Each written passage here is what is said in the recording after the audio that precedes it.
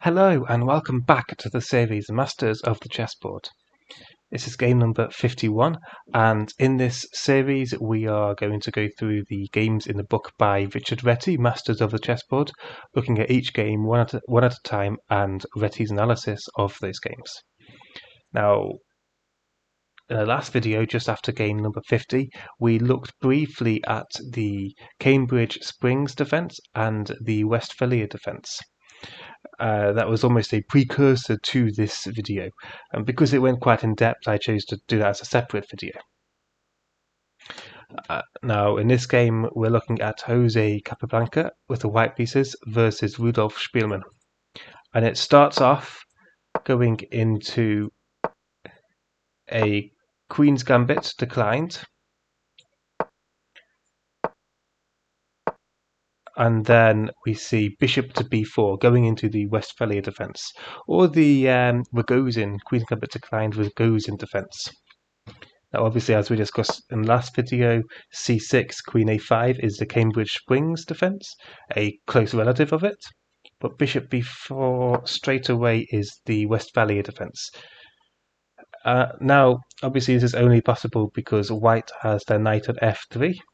Otherwise, White could try and play E3, Bishop D3, and Knight to G2. Having the option to play Knight to G2 here to defend this knight is a key theme, an easier way to almost try and dispute this control over the diagonal. However, because the knight's at F3, this defense is a bit more valid. Now, in the previous games, we saw C takes D5, and the reason being, after Queen to A5, White will sort of lose a chance to play C takes D5, because then Black can take back with a knight. However, in this game, we don't see Queen to A4 straight away. We do see E takes D5 initially, C takes D5, E takes D5, and now we see Queen to A4. Now, after this game, it was thought that Queen A4 was a refutation to the Westphalia defence. Now, it turns out that this was incorrect, but it's still a potential main line, certainly. Now, I think in this position there are a couple of moves. You've also got Queen B3 going for the exact same idea. Capablanca Reti had tried this against Spielmann before, and the main line will continue with C5. And then White sort of has two main options. They can try and take on C5, or they can try and push A3. In the game before, the previous game that Capablanca played against Spielmann, A3 was played. And after Bishop takes C3 check, Queen takes C3, C4, Reti writes that Capablanca was now at a bit of a disadvantage because Black now has 3 pawns on the Queen side versus White's 2. Now, White does have a majority in the centre compared to Black. However, because of this D5 pawn, this pawn is almost quite backwards. The D5 pawn is doing a very good job of controlling E4, so White's going to struggle to get E4 in. So Reti writes that Black is at a bit of an advantage here. White has a slight disadvantage, but it is slight. And a move like Knight to D2 may still help get E4 in. Now, I guess the only other idea after Queen B3, C5, and this C5 move we looked at last time very briefly. After Bishop to B4, C5 is a very thematic move. The Cambridge Springs defence starts with C6, Queen A5. So the Cambridge Springs will be something like C6, Queen A5. But that has a disadvantage in that it's going to take a bit longer to get C5 in. And just as with most pawn structures where White has a pawn on D4, C5 is a key pawn break. And you'd usually try and get it in at some point. So C5 is the main move here, and is quite thematic for the Westphalia defense, so there it goes in. So we've just looked at a3, bishop takes, queen takes, and c4. I guess the other main variation might be d takes c5. However, after queen to a5, things can start getting a little bit more tricky for white. And some of the main moves again continue with something like bishop takes f6, knight takes f6. And now if white was to just continue with something like e3, intending to develop the bishop and castle, then knight e4 can still come, and black's able to start piling up on this c3 square quite nicely. Now this isn't necessarily losing, it's fairly equal. White is up a pawn, but this pawn is probably going to be lost quite easily at some point. It's a fairly equal position. So that's after queen b3. Queen a4, however, was what we saw in the game. Now here, Spielmann played bishop takes c3 check. And Reti's a bit critical of this move, because white played queen a5 to try and provoke bishop takes c3, but black has no reason to play bishop takes c3 at the moment. There's no reason why black can't really push c5 still. And Reti comments that this would have been the better variation. Now I think we know today that they're about roughly equal, but c5 is a bit more thematic. There's no need to take on c3 just yet. And he comments about a previous game that Capablanca had played as white in this variation. And Capablanca took on c5, and after bishop takes c3, b takes c3, short castles, Capablanca was obviously up a pawn. But here he made a bit of a mistake. He thought he could try and trade off this weak pawn by playing c6, almost forcing black to try and take here and he can take back. However, he actually missed queen c7, which obviously pins this pawn to... It pins the pawn because queen takes c3 will come with a check and a fork. But c5 is still perfectly viable, and white's certainly not losing after it. But instead, Spielmann played bishop takes c3 check. And there's nothing wrong with this move, but it does sort of give white what they wanted without even trying to continue the attack on the queen side. So obviously bishop b takes c3 was played. We have short castles, e3, c5, still going in for the c5 pawn break. Obviously, as we discussed before, when white has a pawn on d4 and we have a pawn on d5, the pawn breaks would be c5 and e5. e5 doesn't exist, so c5 is the next pawn break we can use to try and gain some space and break open white's center to our advantage. Now here Spielmann played bishop to d3. We see c4 and bishop to c2. And now Reti stops for a moment and evaluates the position. Now he says that here the pawn structure is no longer symmetrical or even. Black has more pawns on the queen side. Black has these 3 pawns essentially on the queen side versus white's 2. So black has a queenside majority, whilst white has a bit of a central majority.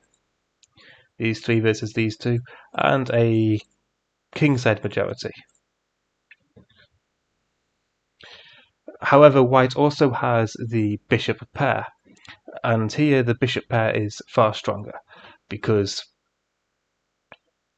white's central pawn majority means that white wants to try and push e4 to try and gain control of the center, and the benefit of the bishops is that they can attack both sides, they can defend both sides of the board, and they can also attack and defend the center at the same time. Whereas a knight will only be able to do one of these functions, maybe two if it's in an ideal position. So because of that, Capablanca is able to evaluate the position and is able to see what he sort of needs to get from it. So he needs to try and get this e4 pawn break in to try and use his 4-on-3 majority to his advantage, and to also use his central majority to his advantage. He needs to open up the center and he needs to get his pawn majorities rolling up the board. Likewise, black would likely want to try and use his queenside majority and bring that down the board. So Capablanca is going to take advantage of his central majority quite nicely. So he's going to play, after he castles, he's going to bring his rook to the e file. He's going to play knight to d2 to try and push e4. And this will force black to try and defend by potentially trying to push a6 and b5. Because if Capablanca is able to push e4 and potentially trade this off, then this c4 pawn will be very weak. So if Spielmann wants to try and keep hold of this c4 pawn, he's going to have to push a6 and b5, because e4 would potentially cause a trade and weaken his pawn. So therefore, Capablanca intends after a6, b5 to attack this pawn chain with a4. So we'll have a pawn on a6, a pawn on b5, and then we would strike back with a4. So Capablanca's entire plan is rook h to e1, knight to d2 to try and push e4, essentially using his central pawn majority. After doing that, he'll be threatening to weaken the c4 pawn. So therefore, if Spielmann tries to defend it, he can counterattack on the queen side with a4 to keep this weak pawn and potentially win the b5 pawn instead. And doing so will sort of allow Capablanca to also open up the position. Capablanca has the bishop pair, so he wants the center to be open. He doesn't want the position to be closed at all. So he's going to hope to open up the position to his advantage, to utilize his bishop pair as best he can. So here, Spielmann plays queen to e7, adding a defender to this e4 square. We see castles, we see a6, intending b5 again. Now rook f to e1, and e4 was already threatened. You know, if we just pass a move, e4 is now possible because black obviously can't take back. We could even take with the rook if we like, because black cannot take back. So consequently, queen e6 was played to relieve, to get out of the pin, essentially, because that means that this knight can now take on e4, and this queen is also able to take back on e4 as well. So queen e6 prevents e4 from being played. We see knight to d2, again attacking e4, and now we see b5, defending c4 in preparation of e4 being pushed. Queen a5, and now knight to e4. Now Spielmann played knight to e4 to try and prevent e4 from white. And Reti comments that bishop b7 would have likely been a bit better, essentially adding another defender to the e4 square. However, after e4, knight e4, Capablanca is able to find quite a nice little combination. First he takes on e4, we see d takes e4. So now e4 is never really an option anymore. However, we now see a4. Now here, Spielmann played queen d5. But let's look at why he played queen d5 first. Well, Reti writes that if you try and defend, well, first of all, this pawn is obviously hanging. It's attacked twice. So if he had played rook to b8 to try and defend this pawn, this doesn't really work, because rook e to b1, again adding another attacker to it, we're forced to defend it again. But then after bishop to f4, because the queen's attacking the bishop, the rook, let's say it moves to b6 is a variation given by Reti, well then still rook to b4 is coming, and rook a to b1 is going to come, and black has no way to defend this b5 pawn. So in this position, with white threatening the b5 pawn and trying to defend it directly with rook b8 fails. And Spielmann would have likely seen this when he played knight to e4. It is clear that he knew that a4 was on the cards, and this is quite an obvious move and an obvious recapture. And because he likely saw it, that's why he played queen to d5 here, because he hoped he could try and win a tempo on white's bishop. He hoped that by having this move first, attacking the bishop, he would be able to defend b5. However, he missed a pretty little combination, and it starts after just a takes b5, so giving up the bishop. So Spielmann took the bishop, and now we see bishop takes e4. So Capablanca's got 2 pawns for the piece so far. Now obviously we can't take, because we'll just take the rook.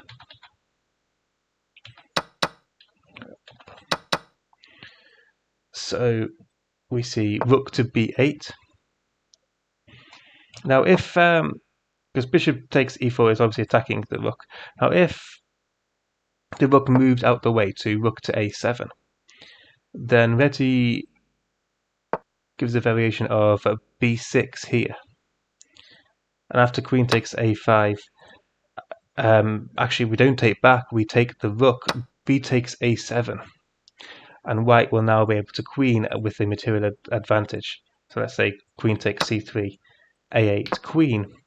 And white's now 2 pawn as a +2 advantage, so they're up the exchange. So rook a7 doesn't work, so he plays rook to b8. And now we have b takes a6. So Capablanca's got 3 pawns for the bishop. And we can see how Capablanca's able to convert this quite nicely. And a lot of it is because this pawn is on a6, it's very far up, and this pawn is also a pass pawn. And this pawn is actually very weak as well. We talk about c4 becoming weak in the future. It's still going to become very weak. And after, if Capablanca can get this pawn, then he will have 2 protected pass pawns and this pawn all passed. Now here we see rook to b5, attacking the rook, queen to c7 by Capablanca, knight to b6, defending the a8 square. We see a7, pass pawns must be pushed after all. And now Reti says that here black should just resign, since after a8 and rook takes a8, white has already got a majority of 2 pawns. White's going to be up. So let's say in a game we see bishop to h3. Now Capablanca could just play a8 queens, because after knight takes, rook takes,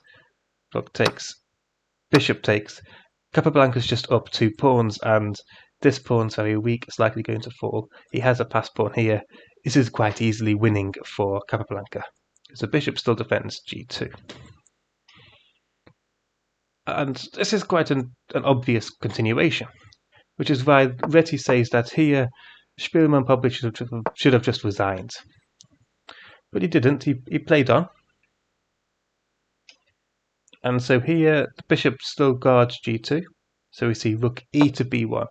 And instead of going for the simple continuation, Capablanca finds a a far nicer continuation.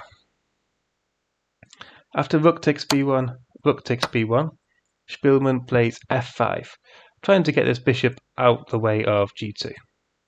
But we see bishop f3, f4, but now e takes f4 and black resigns. Why did black resign? Because this knight is under attack, the queen is under attack, and if the queen moves off the g-file, then the bishop is also under attack. And this pawn is about to queen, with the bishop attacking a8 as well. So it's easily winning for white. So here Spielmann resigned. And so that's game number 51. Now in the next video, the next section of Capablanca's games, Reti offers a few examples of rook endgames, and not all of them by Capablanca actually. So I hope you like this video. If you do, please stick around for the rook endgames, and please do like, comment and subscribe. And I hope to see you next time. Thank you for watching.